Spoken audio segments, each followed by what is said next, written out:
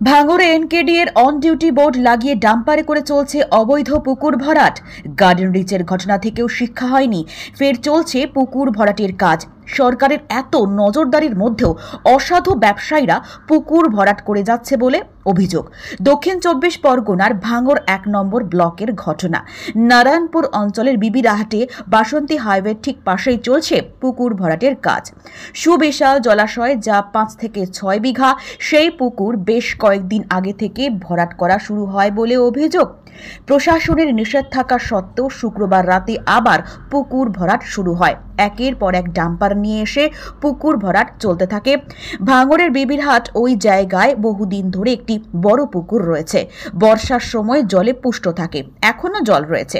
সেখানে দিনরাত মাটি ফেলে বহুতল গড়ে তোলার প্রস্তুতি নেওয়া হয়েছে বলে স্থানীয় সূত্রে জানা গিয়েছে। যদিও সংবাদ মাধ্যম এই অবৈধ পুকুর ভরাটের ছবি তুলতেই মাটি বোঝাই ডাম্পার নিয়ে পালাতে থাকে মাটি মাফিয়ারা।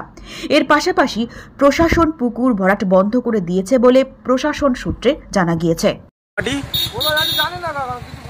নারায়ণপুরে তো ঢুকছে তোমাদের গাড়ি?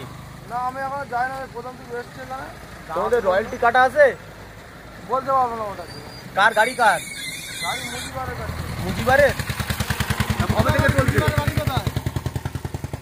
এখানে কোথায় বাড়ি আমি জানি। কদিন চলছে গাড়ি? কদিন চলছে? আজকেই আমি আসলাম। এই প্রথম টিপ তোমার? হ্যাঁ। এখানে দাঁড়িয়ে রয়েছে কেন? এখানে দাঁড়াতে বললো, কোথায় খালি আমি বলিনি। বলেনি তাই তো? এর আগের গাড়িগুলো কোন দিকে যাচ্ছে? আমি বলতে পারবো না, আমি ফার্স্ট থেকে এসছি। এতে কি মাটি লোড রয়েছে? হ্যাঁ হ্যাঁ, মাটি। মাটি? কি নাম তোমার? ইন্নাত আলী। ইন্নাত? কোথায় বাড়ি তোমার? পাথরঘাটা। পাথরঘাটা। গাড়ি কি কলকাতা থেকে আসছে? না, কলকাতা হাতিচালা।